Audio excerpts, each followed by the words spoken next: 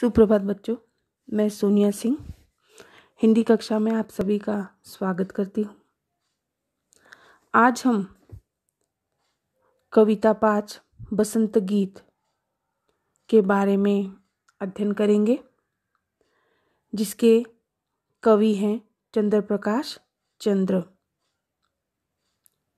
बसंत गीत नाम से ही प्रतीत होता है कि यह जो कविता है यह बसंत ऋतु के ऊपर आधारित है। बसंत ऋतु में जिस प्रकार का चारों ओर प्रकृति में परिवर्तन होता है, उस परिवर्तन में सभी प्राणियों में, पक्षियों में और प्रकृति में बसंत का क्या परिवर्तन होता है, यह गीत के माध्यम से इस कविता में कवि ने प्रस्तुत किया है। यह जो बसंत का जो समय होता है वह फरवरी से अप्रैल के बीच का समय, जहां पर भी हमारी नजर जाती है वहां पर हमें पीला पीला, हरा हरा चारों तरफ दिखाई देता है। उस सुंदर मोहक प्रकृति के वातावरण का हम प्राणियों पर किस प्रकार का परिवर्तन होता है, उसे बहुत ही सुंदर रूप से कविता में पिरोया है चंद्र प्रकाश चंद्र जी ने। आइए सबसे पहले हम परिचय देख लेते हैं। कवि का जो जन्म हुआ 3 अक्टूबर 1957 को बुलंदशहर उत्तर प्रदेश में हुआ। उनकी जो प्रमुख रचना है ख्याल ऊपर और ऊपर, लघु कथा, टेलीफिल्म्स, गीत, बाल गीत आदि। परिचय। चंद्र प्रकाश जी कवि, लेखक, निर्देशक, अभिनेता, बहुप्रतिभा के धनी हैं।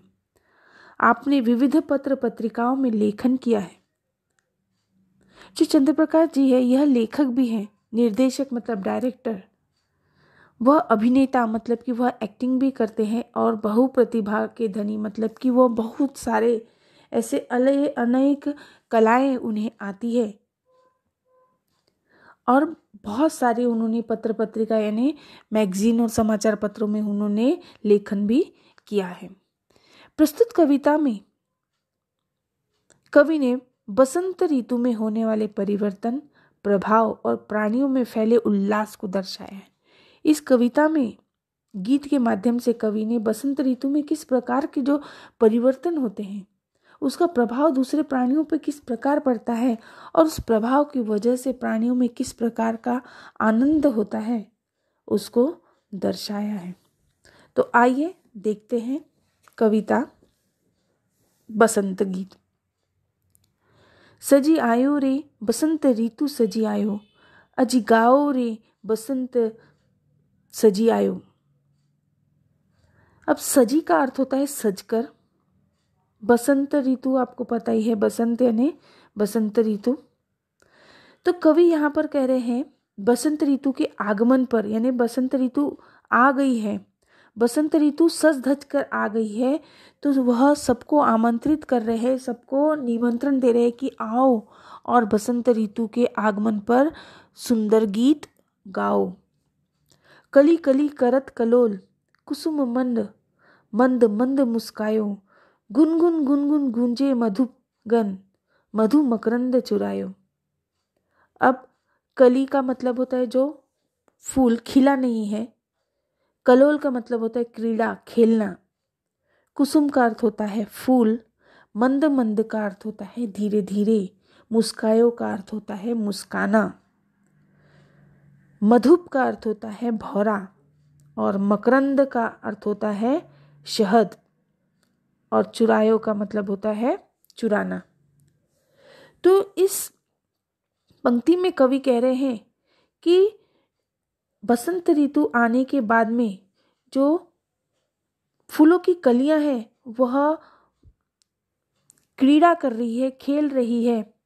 फूल ऐसे लग रहे हैं जैसे कि वह अपने मंद मंद यानी धीरे धीरे वह मुस्कुरा रहे हैं। बसंत ऋतु के आगमन पर कली खेल रही है और फूल यह मंद मंद मुस्कुरा रहे हैं, और जो भौरा है वह गुनगुन गुनगुन करके आवाज करके वह फूलों का रस चुरा रहा है, फूलों के ऊपर बैठकर उसका रस चुरा रहा है। सजी आयो रे ऋतु बसंत सजी आयो, अजी गाओ रे ऋतु बसंत सजी आयो। फिर से कवि कह रहे हैं कि आओ हम सब मिलकर बसंत ऋतु के आगमन पर उसका स्वागत करें। बसंत ऋतु सज कर आई हुई है, आओ हम मिलकर उसके गीत गाएं। नेक्स्ट पंक्ति में कवि कहते हैं, बन बन बाग बाग बगियन में सुहनी सुगंध उड़ायो, ठुमकी ठुमकी मयूरा नाचत गीत कोयलिया गायो। अब कवि पंक्तियों में कह रहे हैं बन बन बाग बाग, मतलब कि बन बन का मतलब होता है बगीचा, जंगल, बगियन मतलब उपवन, बगीचा, सुहनी सुगंध उड़ायो, सुहनी का मतलब होता है सुहानी, ठुमकी ठुमकी मतलब खुशी से, मयूरा का अर्थ होता है मोर, नाचत का मतलब होता है नाचना, और कोयलिया का मतलब होता है कोयल, और गायो का अर्थ होता है गाना। अब इन पंक्तियों में कवि कहते हैं कि वनों में, बागों में, बगीचों में बसंत ऋतु के आगमन पर एक ऐसी सुहानी सुगंध उड़ी है चारों तरफ, क्योंकि चारों तरफ फूल खिले हुए हैं, बगीचों में फूल खिले हुए हैं। उन बगीचों में जहाँ हम जाते हैं वहाँ पर एक सुहानी सी सुगंध फैली हुई है, और जिस सुगंध के कारण खुशी से जो मोर है वह नाच रहा है, और उसी खुशी से कोयल यह मधुर गीत गा रही है। बाग बगीचों में, वनों में एक अलग ही प्रकार की मोहक सुंदर सुगंध उड़ी हुई है, और जिसकी सुगंध से मोर यह ठुमक ठुमक कर खुशी खुशी से नाच रहा है, और उसी खुशी खुशी से कोयल भी गीत गा रही है। सजी आयो रे बसंत ऋतु सजी आयो, अजी गायो रे ऋतु बसंत सजी आयो।